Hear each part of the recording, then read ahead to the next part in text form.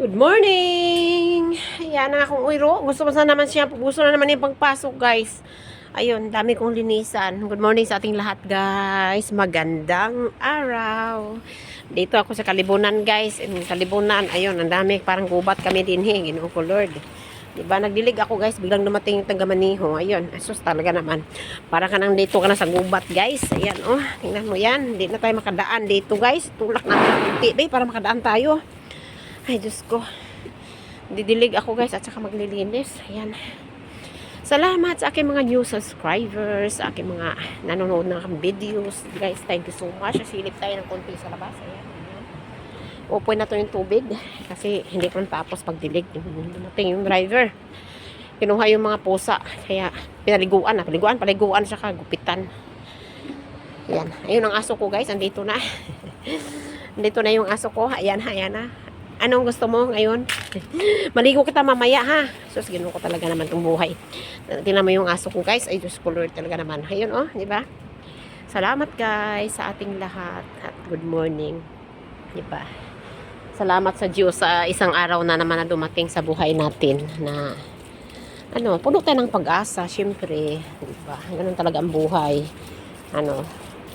Sikap-sikap lang para kumita. Ayan, nagdidilig ako, guys, ha? Tingnan mo. Kaya, yun nga.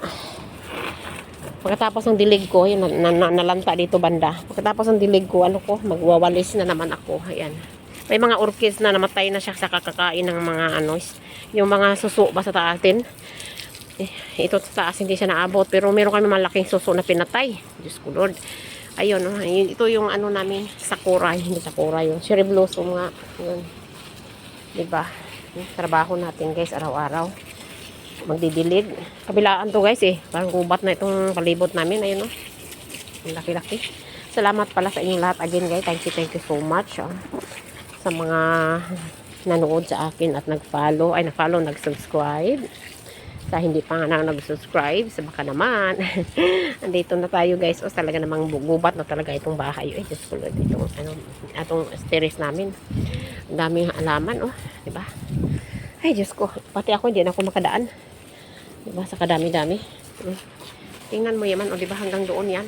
Ay, tingnan mo. Hanggang doon yan. Diyos ko, Lord. Diba?